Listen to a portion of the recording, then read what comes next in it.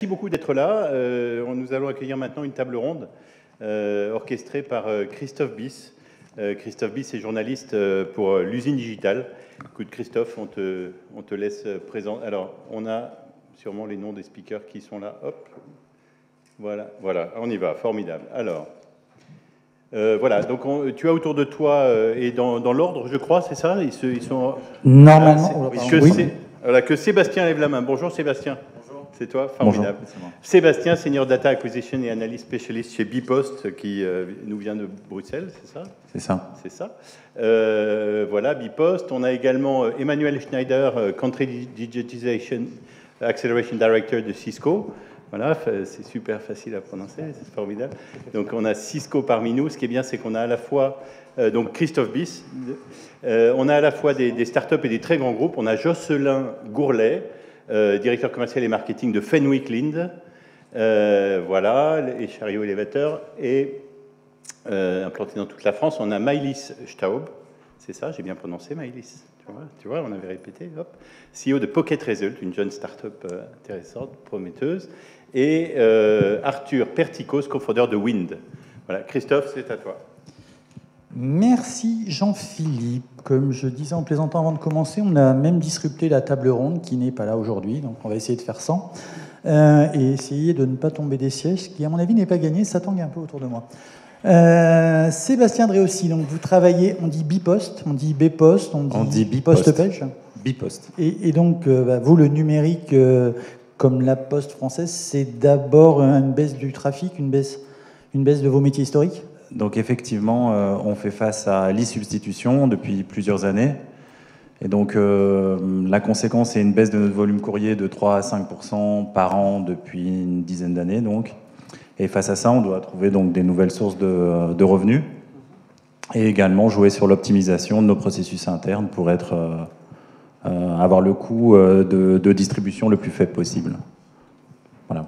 Ok. Et donc, vous, à votre poste, qui est notamment un poste marketing, qu'est-ce que cela a changé dans vos manières de travailler? Je crois que vous avez commencé à travailler avec des startups. Qu'est-ce qu'elles vous ont apporté? Pourquoi des startups d'abord? Et qu'est-ce qu'elles vous ont apporté?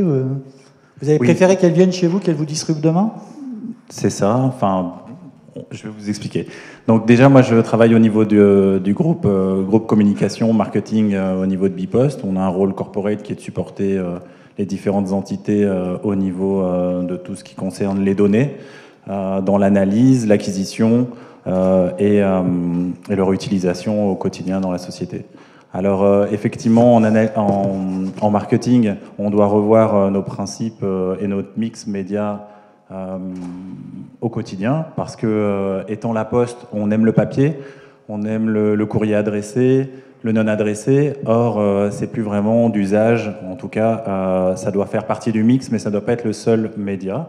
Et donc, vu que les données ont de plus en plus d'importance, on essaye d'en acquérir des nouvelles pour avoir plus d'informations sur notre marché. Donc on a fait effectivement appel à une première start-up qui est présente ici, qui est Data Publica avec sa solution C-Radar, qui permet d'accéder à des informations supplémentaires sur le marché grâce aux sites web, aux informations qui se trouvent sur les sites web de l'ensemble des entreprises belges. Donc on a crawlé des dizaines de millions de sites web. Parce que vous travaillez pour les entreprises, vous êtes sur le marché B2B. Donc en fait, Bipost, on a 85 à 90% de notre chiffre d'affaires est en B2B. La banque Bipost est moins forte, moins présente que l'on peut le retrouver pour la Poste française. Et donc, effectivement... Vous parliez de la start-up qui vous aidait à trouver, pardon, je vous ai coupé la parole, au moment où vous parliez de la start-up qui vous aidait à récupérer des adresses. Voilà, donc avec Data Publica, on va acquérir des nouvelles données qui vont nous permettre de mieux comprendre notre marché. Maintenant, ce n'est pas la seule. On essaye aussi au quotidien de traquer l'audience web sur notre site pour mieux identifier des futurs prospects, capturer le maximum d'informations pour générer des nouveaux leads pour nos équipes de vente. Donc ça a complètement... Est-ce que ça a changé votre organisation, par exemple? Vous avez...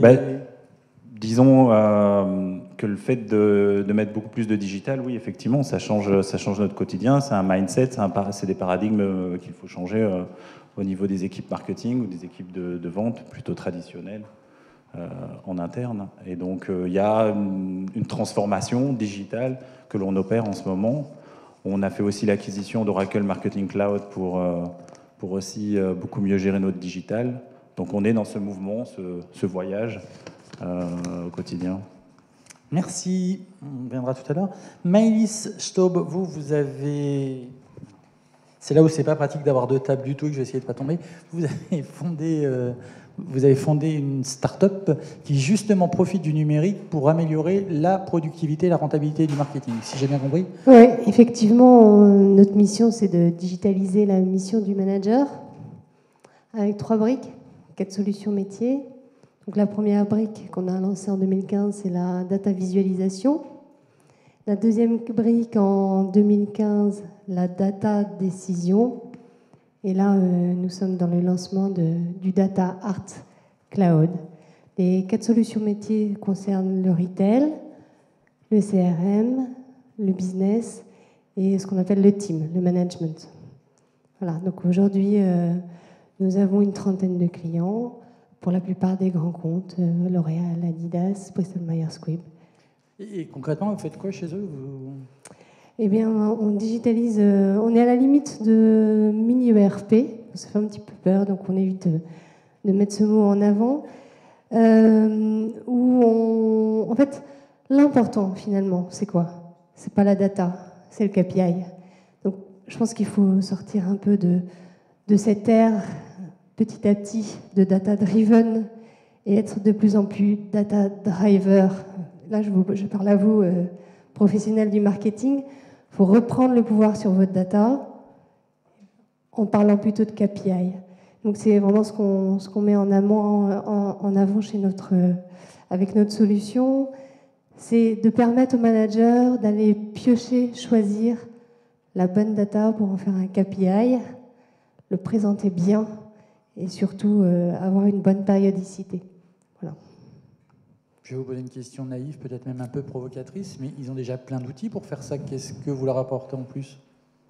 En fait, on va être la couche... ce qu'on veut prouver, en fait, ici, c'est que même si on est dans un domaine ultra B2B, puisqu'on s'adresse uniquement à des managers, on n'a pas du tout de B2C, c'est qu'on peut être à la fois extrêmement puissant, intelligent et ultra sexy. Et c'est ça qui change tout, en fait, dans notre outil. C'est la partie sexy alliée à la puissance. C'est tout ce qui est visualisation, c'est ça? Autour de la visualisation, mais avec derrière de l'algorithme très puissant. D'accord. On va donner la parole à notre voisin commun. Ah ben non. C'était pour Jocelyn. Vous travaillez chez Fenwick Linde. Fenwick, ce sont les chariots, c'est ça, hein, ces chariots élévateurs. Alors, de numérique et chariot élévateur, a priori, ça paraît pas incongru, mais pas attendu, on va dire. Qu'est-ce que ça a changé aujourd'hui pour vous dans votre métier, le numérique? J'imagine plein de choses. Oui, plein de choses, effectivement. Donc, très vite quand même, hein, Fenwick, c'est un nom générique, comme Frigidaire, hein, c'est plus de 150 ans d'existence et de réalité industrielle en France. C'est 3000 personnes qui travaillent en France, avec notamment 1200 techniciens répartis sur l'ensemble du territoire et 450 à 500 commerciaux. Un point également qui est important quand même, parce qu'on est fiers de ça, parce qu'il n'y en a pas beaucoup encore qui peuvent le dire, puisque 70% de notre production est française. On a une usine à Châtellerault avec 600 personnes qui y travaillent. Et voilà, alors ça c'était pour notre réalité. Après, effectivement, au niveau tout ce qui est numérique et digitalisation, donc ce qu'il faut bien comprendre, c'est que nous, on a eu un mouvement qui a commencé il y a 20 ans à peu près, hein, puisque au départ, on était un constructeur. Ensuite, il y a une vingtaine d'années, on a fait un premier pas en avant, où on est devenu un constructeur qui a vendu des services. Et puis, depuis 2 ou 3 ans, on est sur des solutions qu'on commence à proposer à nos clients. Et là, on rentre dans le domaine du numérique, de la digitalisation, puisqu'on propose des chariots connectés qui viennent donner de la data et de l'information en temps réel à nos clients sur site. Et puis également, on est assez novateur sur le sujet des chariots automatisés, puisqu'on s'est associé avec une start-up française pour proposer à nos clients des chariots intégralement automatisés.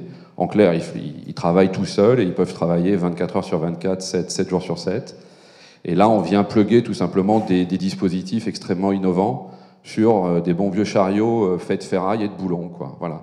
Donc on en est là aujourd'hui, et on n'en est que là, en fait, pour être très très clair. Ce que vous voulez dire, c'est que vos chariots aujourd'hui sont comme la voiture connectée d'un très célèbre moteur de recherche. Aujourd'hui, on peut avoir des chariots qui tout seuls roulent dans des ateliers. Exactement. Ouais, on a des solutions industrielles qui fonctionnent depuis 2 ou 3 ans maintenant avec un certain nombre de grands donneurs d'ordre français. Et ça, c'est des solutions opérationnelles avec des temps de retour extrêmement intéressants. Quand vous parlez de devenir un fournisseur de services, moi je pense tout de suite à un grand industriel qui s'appelle Michelin, qui a fait ça et qui notamment qui vendait des pneus et qui maintenant vend du kilomètre, hein, qui tend vers ça, et qui pour ça a beaucoup développé une politique de relation avec des startups. Est-ce que vous aussi, vous avez travaillé avec des startups, vous avez tout développé en interne? Comment vous avez fait? Alors une bonne partie du développement s'est fait en interne. Donc on est filiale d'un groupe allemand, hein, donc on s'appuie aussi sur la force de frappe du développement qui est basée en Allemagne. Mais effectivement, il y a beaucoup d'internes, un certain nombre de relations avec des startups. Je vous en ai cité un en ce qui concerne l'automatisation, qui pour le coup est une startup française, hein, ce qui montre bien que là aussi on est très attaché à notre réalité industrielle et capacité de développement en France. Pour le reste, on va être très très clair, c'est sans doute un sujet sur lequel on pourrait faire beaucoup plus. Et on est sans doute qu'au début d'un chemin pour à la fois que eux nous apprennent des choses et que nous on leur apprenne des choses. Je pense qu'il y a beaucoup de choses à faire à ce niveau-là et c'est sans doute un espace à découvrir, à développer pour nous. Quand on veut travailler avec une start-up et qu'on est Fenwick, on va la chercher. Celle qui est venue vous démarcher, ça se passe comment concrètement? Vous avez trouvé facilement quelqu'un qui travaillait sur le chariot connecté, par exemple? Bah là, c'était surtout sur la partie automatisation. En fait, sur le sujet automatisation, on était surtout à la recherche d'une technologie innovante.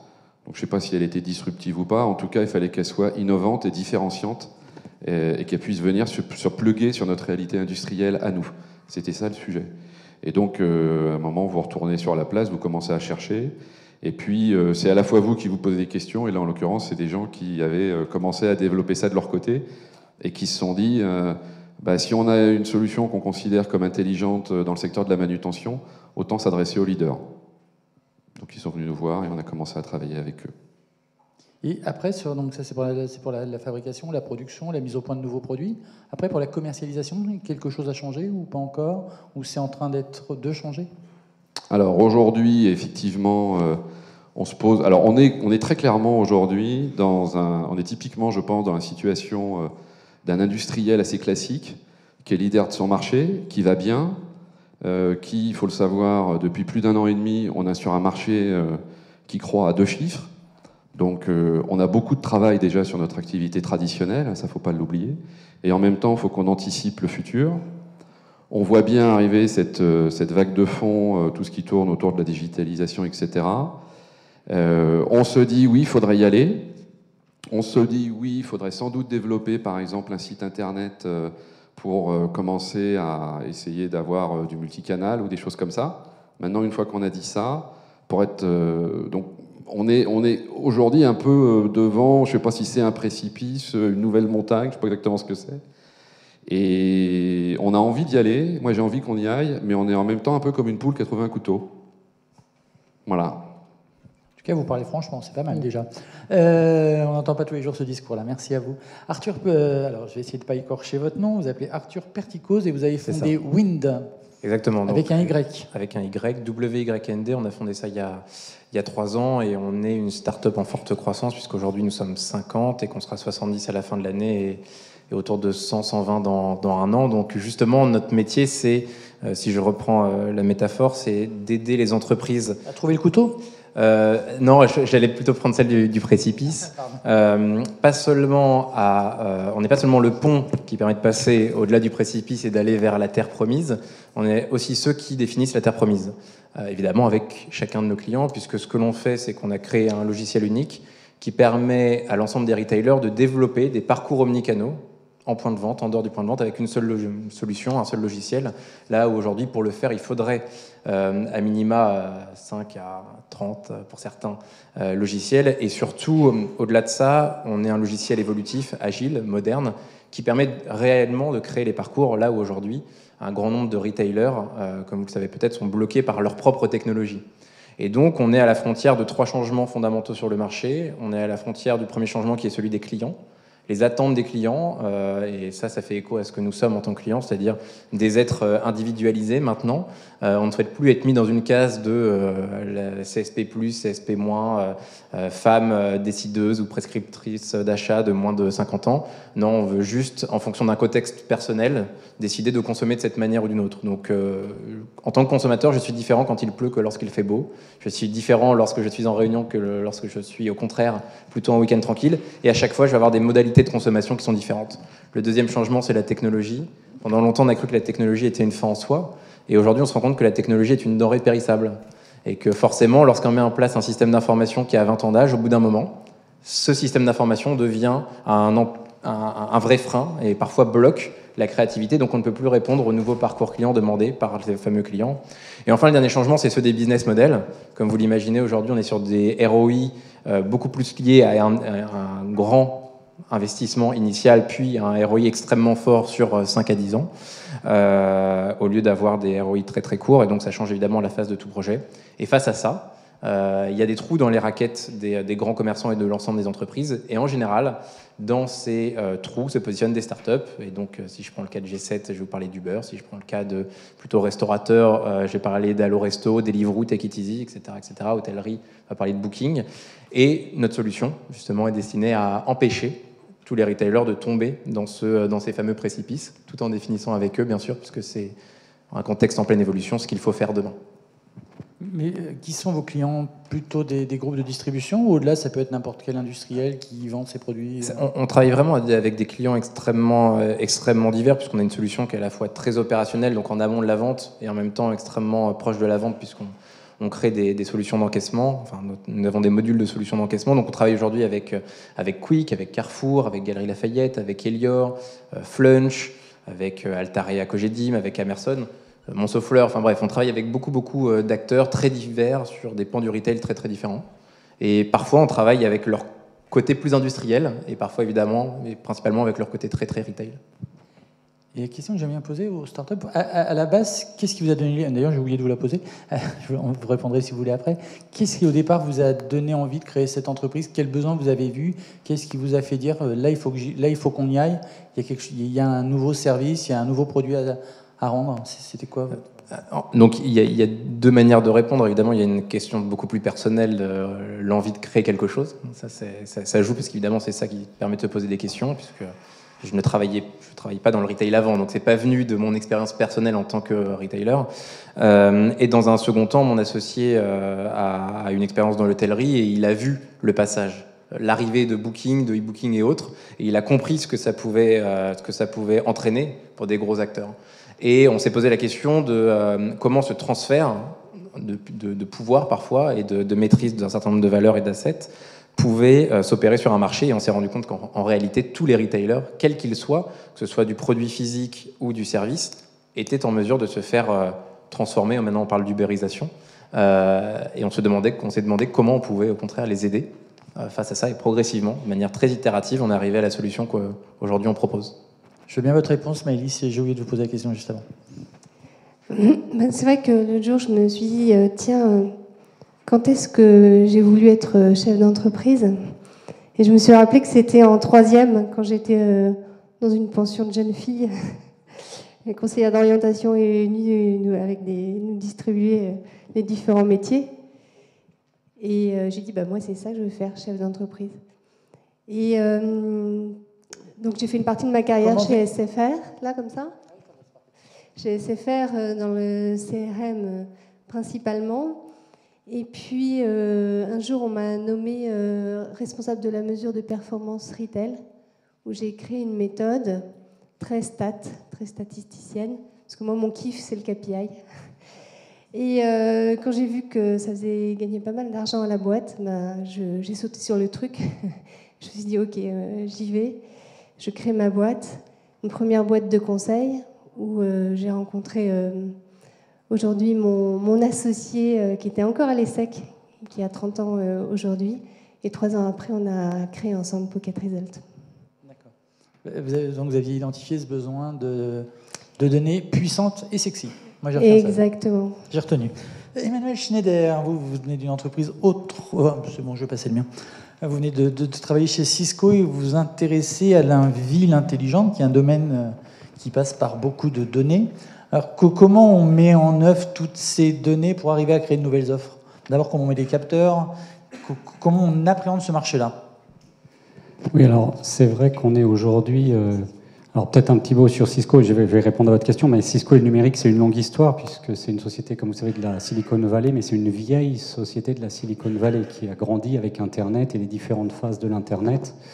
Aujourd'hui, quand vous allez à San Francisco ou à San José, où est le headquarter, c'est considéré presque comme une boîte de plomberie par rapport aux GAFA, aux Google, Amazon, qui sont plus récents. Mais pour revenir à la disruption numérique, il y a eu les grandes phases qu'on connaît qui ont été la connectivité, le e-commerce. On est passé après dans l'ère du collaboratif, du social. Et aujourd'hui, même une société comme Cisco, qui, on va dire, nativement s'est construit là-dessus, on estime à 70% du trafic Internet qui passe sur des équipements Cisco. On arrive dans cette phase de l'Internet des objets, que nous on a appelé l'Internet du tout connecté, parce que c'est pas tout connecté des objets, que ce soit des chariots élévateurs, que ce soit des brosses à dents, que ce soit de la télémédecine, ou on y reviendra justement dans les villes, énormément d'objets connectés. Ça change à peu près tous les modèles de relations clients-fournisseurs, consommateurs, mais aussi de la relation d'une ville avec ses habitants.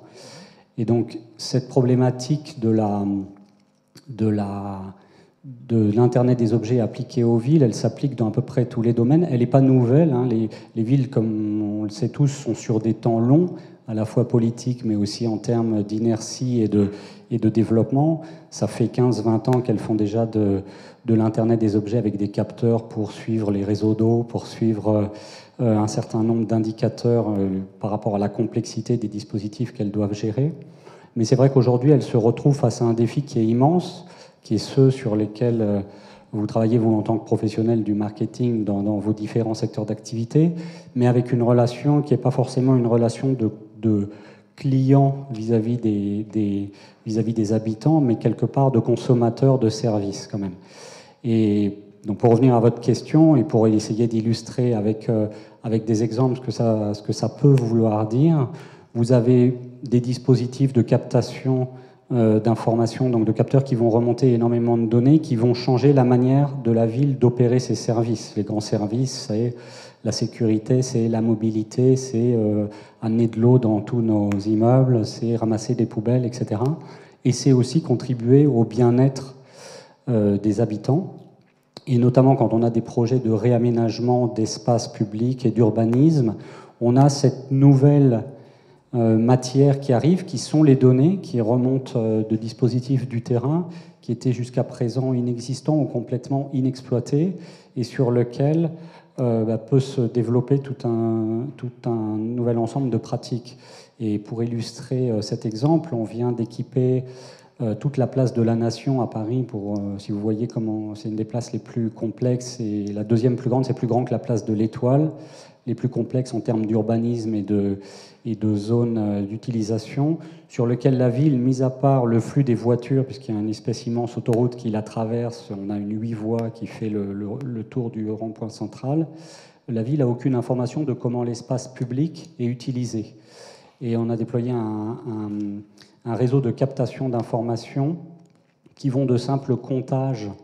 Alors, je ne vous détaillerai pas les dispositifs techniques, mais via des caméras qui remontent des flux vidéo sur lesquels on sait faire de la vidéo analytics. Donc, par exemple, des dispositifs qui peuvent aussi être déployés dans des environnements très retail pour quand on compter l'audience devant un pas de porte de commerçants, par exemple. La ville fait ça pour avoir une idée de comment un espace public est utilisé et pourrait être potentiellement aménagé différemment en fonction de son attractivité ou pas.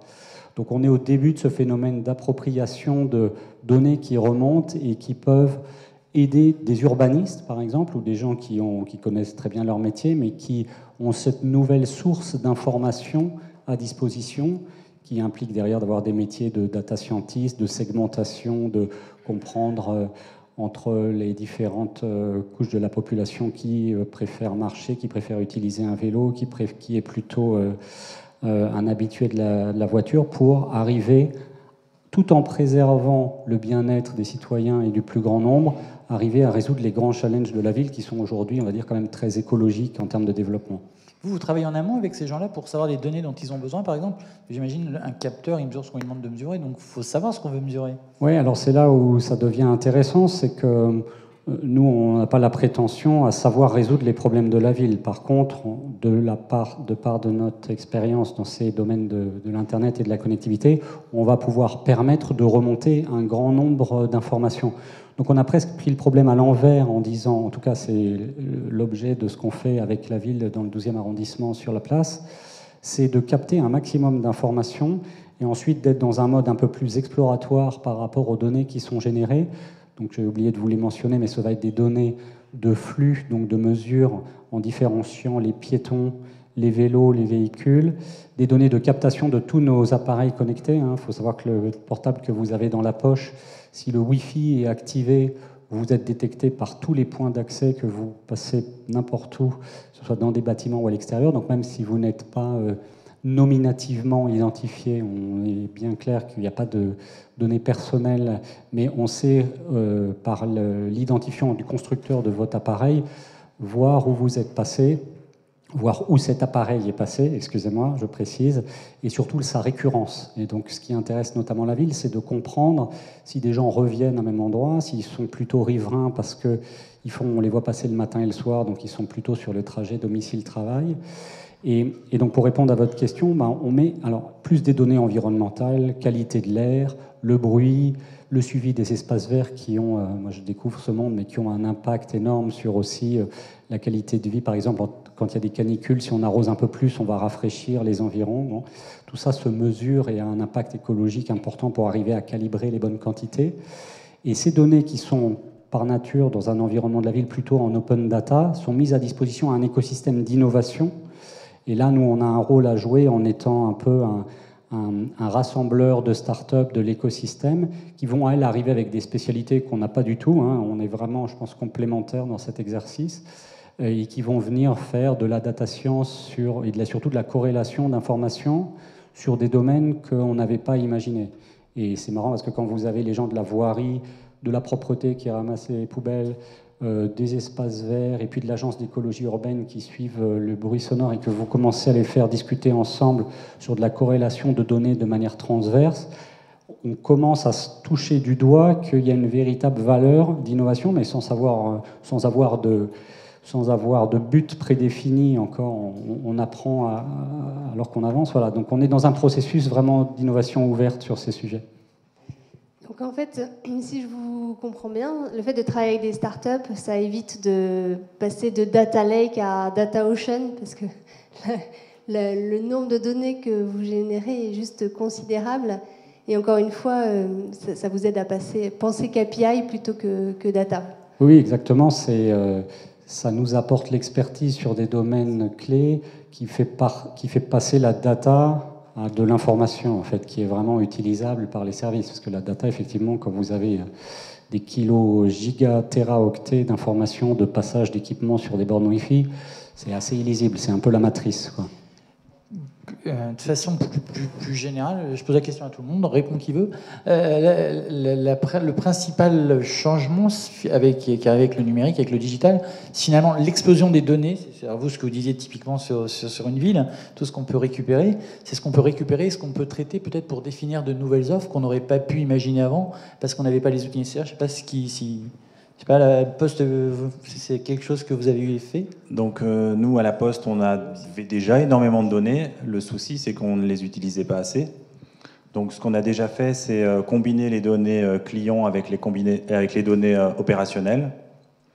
Donc, c'est-à-dire, donc les données opérationnelles, c'est est-ce qu'un colis, il part de quel sender pour arriver à quel receiver. Okay, cette information, nous, on capturait, on travaillait essentiellement sur les données du sender, mais on ne faisait pas la relation avec le receiver. Grâce à ça, on va pouvoir en fait apprendre beaucoup plus sur le sender, sur base de quels sont ces receivers. Est-ce que ce sont des receivers résidentiels, des receivers business? À partir du moment où un sender envoie essentiellement à des receivers business, par exemple, le taux de retour est beaucoup plus faible. À partir du moment où le taux de retour est plus faible, alors on peut adapter notre pricing. Et voilà, ça c'est par exemple, c'est un exemple. Également au niveau des paquets, on va pouvoir déterminer sur base du sender si le receiver est un e-shopper, e-buyer. Donc à partir du moment où c'est un e-buyer, il peut être intéressant pour d'autres e-commerçants. Donc on va commercialiser des données, enrichir des données résidentielles pour revendre ces données. Voilà, donc là c'est de la data monetization que l'on fait en interne. À partir de ce moment-là, on a donc embrayé sur le projet avec ces radars Data Publica. Et il y a d'autres projets en cours. Donc, par exemple, on a récemment, le 20 juin, lancé notre propre start-up qui s'appelle Bringer, qui est actuellement en test dans la région d'Anvers. Donc, on ubérise la distribution de colis et on offre à tout le monde d'être un driver de paquets.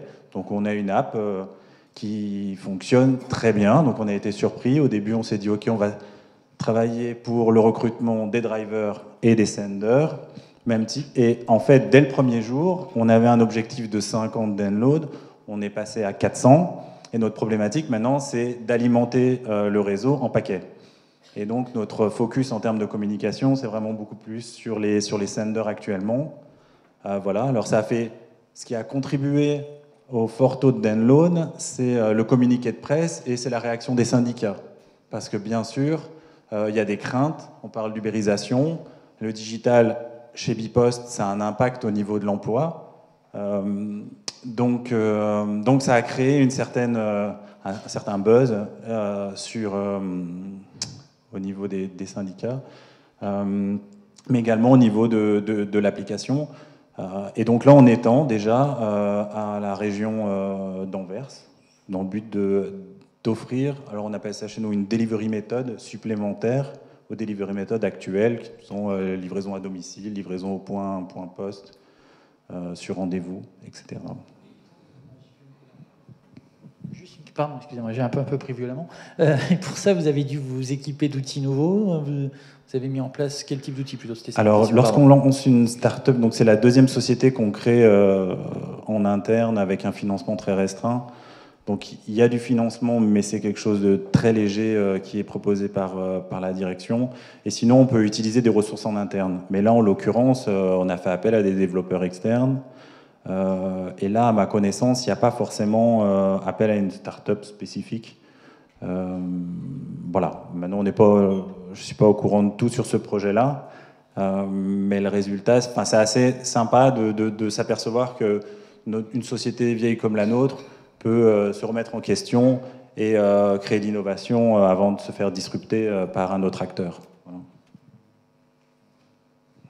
En fait, la disruption et l'ubérisation, c'est que avant on subit, on passe de taxi à Uber, et aujourd'hui on interagit, on a le pouvoir, et je trouve que votre exemple est super sympa.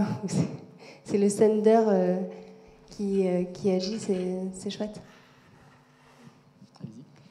Oui, donc peut-être effectivement donner quelques exemples en ce qui nous concerne. Donc, je vais en donner deux. Le premier, nous, c'est tout ce qui est maintenance prédictive. C'est-à-dire que le modèle de base, c'est la maintenance préventive. Et puis maintenant, on commence à rentrer dans la maintenance prédictive pour justement, en remontant de la donnée de chariot connecté, être capable d'arriver le plus près possible avant la panne. En fait, c'est ça. pour optimiser. Donc ça, c'est clairement un enjeu de productivité qu'on a à ce niveau-là. Et puis l'autre projet sur lequel on travaille, qui pour le coup est pas sans impact sur notre business model, parce qu'on a quand même nous un vrai sujet, c'est qu'à chaque fois qu'on nous donne des très belles idées comme ça, la question immédiate, qui en tout cas la mienne, c'est ok, tout ça c'est très bien, mais c'est quoi le business model derrière? Et donc on a notamment un sujet qui tourne autour des paiements à l'usage, parce que ça c'est quelque chose effectivement qui est extrêmement important, puisqu'on est aussi là aussi confronté aux tendances autour de la transparence, etc., qu'on retrouve en B2B, en industrie également, hein, c'est une tendance lourde. Et donc voilà, donc là on a déjà lancé les premières solutions de paiement à l'usage. C'est le genre de choses qui fait extrêmement peur aux équipes commerciales, mais c'est des choses qu'on a lancées et qui marchent plutôt pas mal. Là aussi, il y a un certain nombre de freins psychologiques. Les freins psychologiques étant dans ces cas-là essentiellement en interne. Hein. Vous avez des gens qui ont bâti leur succès professionnel et personnel depuis 10, 15, 20 ans sur des compétences, une manière de gérer sa clientèle, etc. Et quand on leur dit, bah, écoutez, on va changer les règles du jeu, il y a un peu de panique, et c'est de la panique compréhensible. Voilà. Mais ça, c'est des choses qu'on a lancées et qu'on est en train d'expérimenter. Allez-y, Arthur. Oui. Alors, il y a beaucoup de choses qui ont été dites. Je vais juste donner mon humble avis sur deux sujets. La digitalisation, qu'est-ce que c'est? Et ensuite, notre avis chez Win sur la data.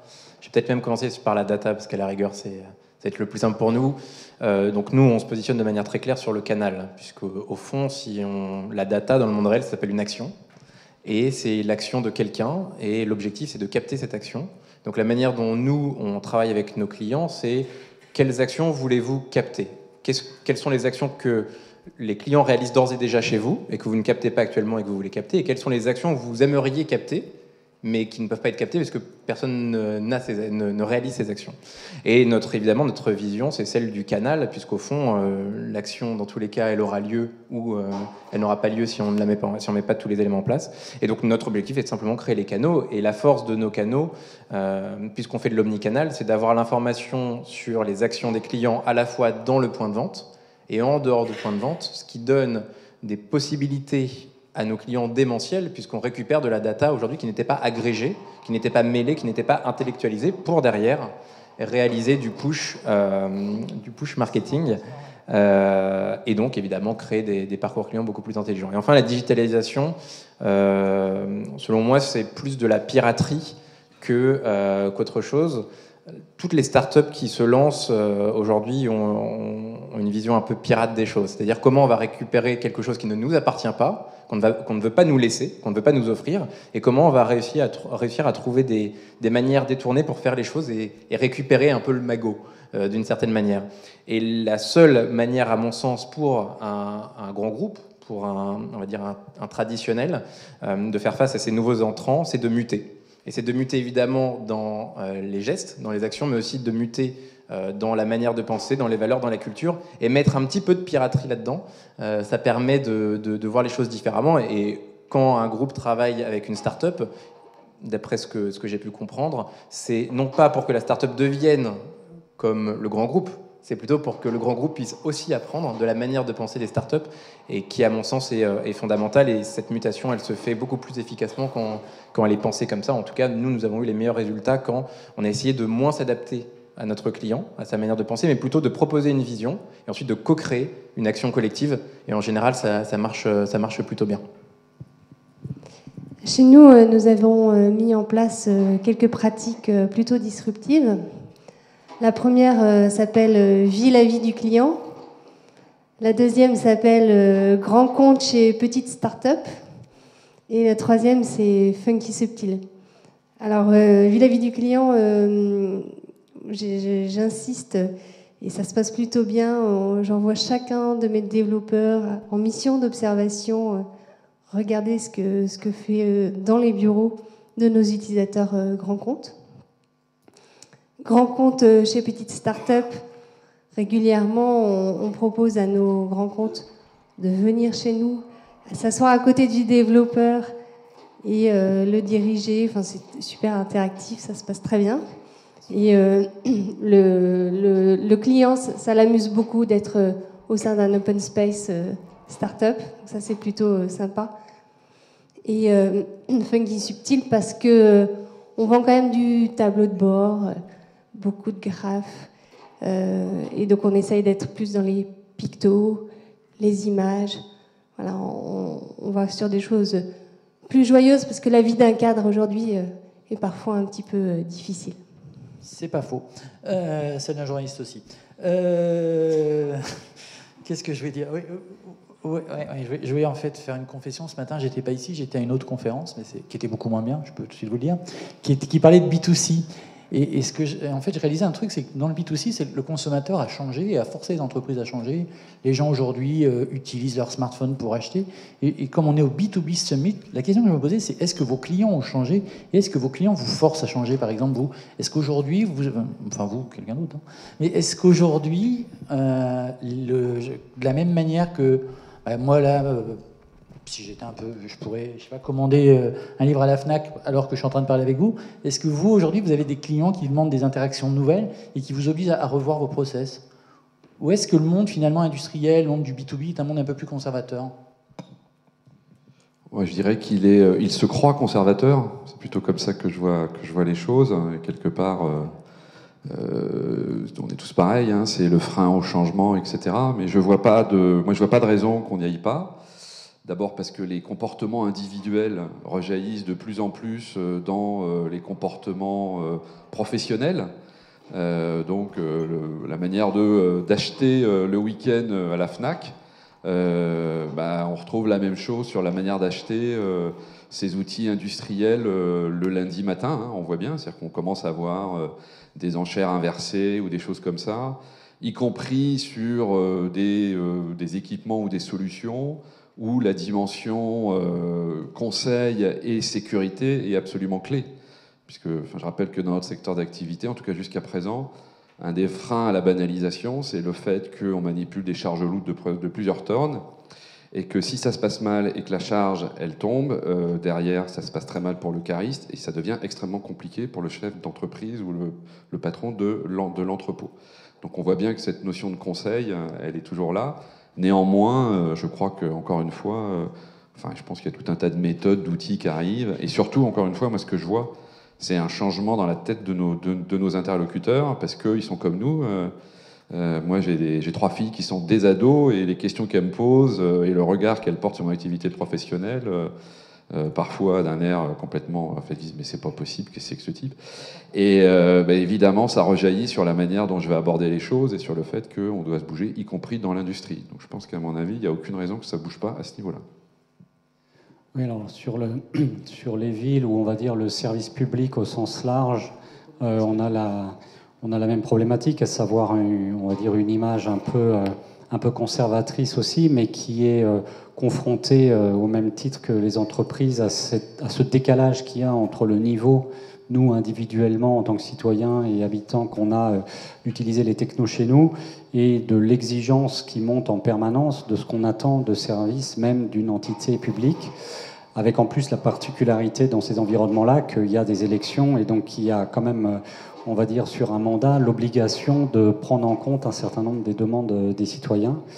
Et donc ce qu'on voit qui est important et qui est un parallèle intéressant avec ce qui se passe dans nos métiers dans le B2C, c'est la mesure de l'engagement quelque part. C'est-à-dire que quand on fait du marketing pour augmenter son chiffre d'affaires ou son mix, ou quelle que soit la problématique qu'on a, mais d'augmentation de son business, une ville a en fait la même question, même si elle n'est pas en train de monétiser directement un service, mais vraiment d'engager ses habitants dans son projet. C'est ça qui fait ce qu'on appelle la résilience des villes, hein, c'est-à-dire la capacité à surmonter des situations anormales ou stressantes ou compliquées qui peuvent être soit naturelles, soit comme les crues récentes à Paris, soit d'origine humaine, comme malheureusement ce qu'on a connu avec les attentats. Mais voilà, le côté engagement et relation que la ville crée et interaction que la ville crée avec ses citoyens, basé sur ces nouveaux outils, ces nouvelles manières d'appréhender la donnée, est juste fondamentale dans leur déploiement. Donc on n'est pas aussi loin qu'on pourrait le penser du monde purement business, je dirais. Oui, la manière dont le B2B évolue, a priori, est de plus en plus évidemment proche du monde B2C, pour une raison très simple, c'est que tous les acteurs qui font du B2B, et c'est ce que l'on fait, sont des gens qui, par ailleurs, malgré tout, ont une vie en tant que clients, et qu'ils sont impactés par le fait que, évidemment, de 8h à 20h, ils pensent en B2B, mais peut-être qu'avant et peut-être qu'après, et même certains pendant, pensent comme des B2C et comme des clients, et donc nécessairement, quand on a l'habitude d'utiliser Facebook, on est impacté, et lorsqu'on le tombe sur une expérience client qui à 20 ans de retard, on est un peu choqué, et ça a forcément des impacts sur le branding et sur la perception de la marque ou de l'entreprise. Et donc on demande nécessairement à l'entreprise d'évoluer par rapport à ça. La manière dont, l'exemple que je peux vous donner là-dessus, c'est aujourd'hui donc on crée des systèmes de caisse qui sont utilisés par des opérateurs, des équipiers en point de vente. Et quand on les interroge sur comment doit-on designer la caisse, on a comme réponse, comme Facebook, comme mon application X, comme pour les plus jeunes, comme Tinder, comme Uber, comme machin, comme bidule. Et on se rend compte qu'au fond, la seule chose qu'ils nous demandent en tant que gens, c'est d'avoir des expériences les plus sympathiques possibles, y compris au travail. Donc nécessairement, le B2B devient comme le B2C, et je pense que la frontière va être de plus en plus restreinte à terme. Donc effectivement, pareil pour Bipost. Nous, on est en B2C et B2B, donc on voit les demandes des clients qui sont similaires. Oui. Et en fait, il y a 4 fondamentaux sur lesquels on travaille au niveau de nos interfaces des acheteurs B2B, qui sont aussi des acheteurs B2C au quotidien. On va travailler sur la rapidité, la convivialité des interfaces. Donc tout ce qui est plateforme d'achat, on va essayer d'optimiser au maximum ces interfaces pour les différentes offres. On va aussi travailler sur la flexibilité, le choix, offrir le plus de choix possible au travers de notre valeur, notre value chain. Et ça c'est le plus délicat au niveau de Bipost, c'est la notion d'omnichannel. On a différents canaux, et de considérer le client et de connaître son parcours dans les autres canaux. Là, on est encore assez loin d'y arriver. Et donc, il nous faut une plateforme digitale qui permette d'unifier ces différents silos.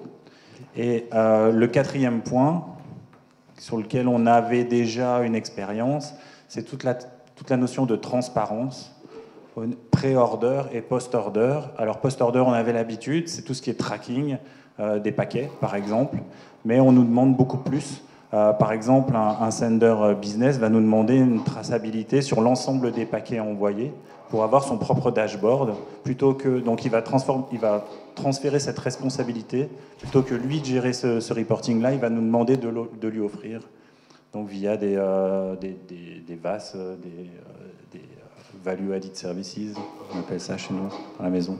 Voilà. Juste, je voulais peut-être rajouter quelque chose, parce que en fait, finalement, on est tous un peu engagés, il me semble, dans une course. La course, c'est de trouver des services avant les autres et différenciants. Et en fait, par rapport à ça, il y a un mot qui a été employé, c'est la notion de monétisation. Je pense que ça, c'est le sujet clé. Je vous ai parlé tout à l'heure de business model. C'est moi, c'est quelque chose qui est absolument clé pour moi. C'est encore une fois, tout ça, c'est très bien, mais le service, je veux bien, mais comment je vais le vendre et comment je le monétise, Et là, à mon avis, on est confronté, et ça c'est une réflexion personnelle, au fait qu'aujourd'hui, et en particulier sur les jeunes générations, c'est la folie du gratuit. Tout est gratuit. Et donc, pour un industriel, non, c'est pas gratuit. Donc, on a un vrai sujet de comment je vends un service, déjà comment je le définis, comment je le package et comment je le vends, sachant que j'ai en face de moi des gens qui m'expliquent que c'est gratuit. Là, je commence à avoir un problème. Donc là, j'ai une vraie question. S'il y a des gens qui ont des bonnes idées, je suis preneur. Allez-y. Non, c'est gratuit. Pour reparler un peu de la folie de la data, il faut que vous sachiez que moins d'1% de la data, des data, aujourd'hui, sont analysées et traitées. En fait, c'est pas 1%, d'ailleurs, le chiffre, c'est 0,5%. Donc ça, c'est quelque chose à avoir en tête. Autre chose à avoir en tête, c'est que les managers, face à ce data lake, voire data ocean, 65% d'entre eux ne savent pas, sont perdus. Ils essayent sur Excel et puis faire des présentations sur PowerPoint, mais franchement, c'est terrible pour eux parce que du coup, ils passent 40% de leur temps à faire du reporting. Donc là, c'est vraiment la folie, quoi. Donc en B2B, je pense que ces taux sont encore plus amplifiés. Donc si on doit retenir quelque chose de B2B Summit, c'est penser KPI plutôt que data. Merci. Si des gens veulent poser des questions dans la salle, qu'ils se manifestent maintenant, qu'ils se taisent pour toujours. Je plaisante, non, mais c'est pour vous donner la parole, pour pas la monopoliser. Donc je ne sais pas si vous avez des questions à poser. Sinon, moi, je vais en poser une. Allez-y, n'hésitez pas. N'ayez pas peur. Alors, pendant que vous décidez, moi, je voudrais vous demander tout à l'heure, Sébastien, vous avez parlé de l'importance de changer l'état d'esprit de vos équipes, d'une sorte de révolution culturelle interne. Et alors ça, je pense que c'est le problème que beaucoup de gens ont aujourd'hui. J'aurais aimé partager vos réflexions sur comment on fait, comment vous avez commencé à faire. J'imagine que c'est un processus en cours, mais si vous avez des premières pistes, une ou deux à donner les uns les autres, n'hésitez pas. Puis si vous avez des questions à poser, n'hésitez pas encore une fois. Alors, le constat que l'ensemble des équipes ont des décalages par rapport à cette révolution, digitalisation, le constat est fait. Maintenant, pour pouvoir changer les choses, ça prend du temps. Et ce voyage, on est en train de le faire. On initie ça c'est le mois, à la fin du mois.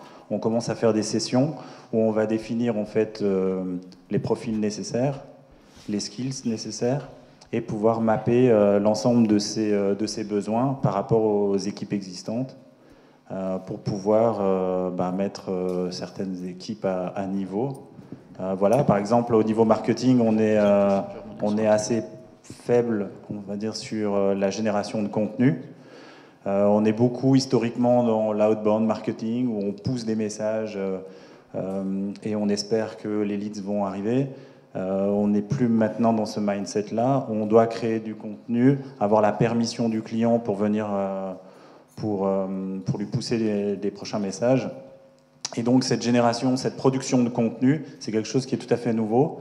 On ne peut plus confier cette génération de contenu à des agences comme on pouvait le faire. C'est à nos marketeers de faire ça. Donc ça, c'est une des premières actions. Maintenant, il y a aussi des skills dans tout ce qui est automation, marketing automation. Voilà, mais j'ai pas de, il n'y a pas de recette miracle, malheureusement. J'ai quand même pas oublié de vous demander, vous êtes une entreprise publique ? Semi-public. Semi-public. Et quand vous créez une start-up, c'est aussi pour pouvoir faire venir des nouveaux talents que vous n'arriveriez pas à avoir autrement. Lorsqu'on collabore avec des startups, effectivement, c'est des talents qu'on n'a pas. On n'a pas de réels data scientists dans nos équipes. Donc, et vous auriez du mal à les embaucher, à les faire venir ? Oui, tout à fait. Oui, tout à fait. On n'a pas au quotidien. Bon, peut-être que ça ne sera pas le cas dans 2 ans. Mais au quotidien, les challenges dans ce domaine ne sont pas assez importants pour maintenir un interne ou 2-3 internes en data science. Pas du tout. Donc là, effectivement, on fait appel à des sociétés externes dans ce domaine. Alors peut-être nous de notre côté, effectivement, donc, deux expériences. Une plutôt qui est sur le frein interne, je vous l'ai expliqué, c'est-à-dire qu'effectivement, quand vous avez des populations qui ont vécu sur un modèle, etc., changer de modèle, ça c'est extrêmement compliqué, et que ce soit pour la population de techniciens, vous savez, c'est comme dans les garages, quand il a fallu mettre en place les valises pour les voitures. C'est des vrais changements, et voilà, avec des gens qui se mettent à avoir peur, etc. Donc on a des vrais sujets de conduite du changement à ce niveau-là. Mais pas que, on l'a aussi au niveau des commerciaux. Et puis à l'inverse, ça c'est le côté plutôt positif, c'est-à-dire qu'en fait, ce dont on se rend compte aujourd'hui, c'est que, par exemple, nous, on n'est pas sur les réseaux sociaux aujourd'hui, on n'a pas de présence à ce niveau-là. Et on a plutôt des populations jeunes au niveau des commerciaux qui nous poussent, en nous disant, mais attendez, vous y êtes pas, il faudrait qu'on soit sur LinkedIn, regardez, j'ai fait ça, j'ai machin, et qui d'eux-mêmes, finalement, quelque part, se projettent et y vont. Et voilà, je trouve que c'est plutôt porteur d'espoir, c'est-à-dire qu'eux aussi, ils nous poussent à être présents là-dessus, c'est eux qui nous parlent de marque employeur, parce que ça aussi, c'est un sujet pour nous, c'est la notoriété, attirer les bons. On a quand même des besoins importants, on a du renouvellement, on doit se projeter sur l'avenir, etc. Et a priori, on fait moins rêver que certaines enseignes beaucoup plus prestigieuses. Et nous, on a un sujet, et ces gens-là nous disent, mais regardez, à la fois pour leurs amis, leurs enfants, mais même par fierté, quelque part, Ils nous disent, voilà, on va être plus présent sur les réseaux, etc. Donc ça, je trouve ça plutôt positif, parce qu'il y a plein de sujets sur lesquels, en fait, ils ne sont pas contre, quoi. Au contraire. Oui, alors, sans que ce soit une recette, mais une pratique qui est mise en place chez Cisco en France sur ce sujet, qui est confrontée au même problème, c'est aussi il y a besoin d'un peu de temps pour cette transition, et c'est aussi de mettre les gens en confiance. Et donc ce qu'on fait beaucoup, c'est qu'on travaille avec énormément d'incubateurs, à Paris notamment, avec le NUMA, avec Paris Senco, avec d'autres, où on pousse nos collaborateurs à aller faire, par exemple, du mentorat ou du mentoring, je ne sais pas comment on dit, du tutorat de start-up, et de passer du temps avec des jeunes pousses, ce qui, d'une part, valorise, on va dire, dans les sociétés qui sont industrielles, comme vous dites, qui ont un passé et qui peuvent avoir peur de cette transformation numérique, aussi de mettre en perspective le fait que les savoir-faire qui ont été acquis au fil des années, ils valent quelque chose. L'expérience, elle vaut quelque chose. Quand on a 50 ans, on n'est pas bon à jeter à la poubelle. Au contraire, je pense qu'on est à son top pour apporter des choses à la société. Et puis, de fait, dans cette interaction, c'est aussi un moyen d'apprendre énormément. En tout cas, nos collaborateurs, le retour qu'on en a, c'est qu'ils apprécient beaucoup ça parce que ça valorise leur savoir-faire, mais ils apprennent énormément aussi sur ce monde qui vient, qui bouge, qui est agile, qui remet en cause, mais qui s'enrichit l'un de l'autre. Voilà. Donc il faut passer du temps ensemble, il n'y a pas de recette miracle, et puis ça prend un peu de temps. Moi, j'ai peut-être un truc, mais c'est peut-être de conclusion. Alors, je sais pas. Alors, allez-y, est-ce que je me suis fait vérifier en direct. En fait, je voulais faire part de ma définition de patron, marketeur, disrupteur. Je ne sais pas si ça vous intéresse. Bon, alors, pour moi, un disrupteur, marketeur et manager, directeur, il y a 4 choses fondamentales qu'il doit avoir. D'abord, c'est la vision, ancrée et chevillée à des convictions assez profondes. Ensuite, la maîtrise de son environnement, de son écosystème, la proximité avec ses clients. Le 3e point, c'est la délégation, évidemment envers ses équipes, c'est super important, mais aussi envers ses fournisseurs, ses partenaires. Il faut qu'ils deviennent le client préféré de son fournisseur. C'est super important. Et le 4e point, qui est, je pense, le plus important quand on est disrupteur, c'est le faire face. Donc faire face aux difficultés, aux obstacles, voire aux tempêtes, pour transformer ça en opportunité, en solution et en expérience. Moi, je vous propose une question finale, en une phrase pour vous. Quelle est les uns après les autres, quelle est la prochaine, peut-être pas révolution, en tout cas la prochaine grande mutation du marketing dans votre entreprise ou chez vos clients? Je n'avais pas prévenu avant. Alors, nous, notre grand challenge à l'avenir, au-delà de l'omnichannel, c'est le Customer Journey. Donc, quel est le parcours client?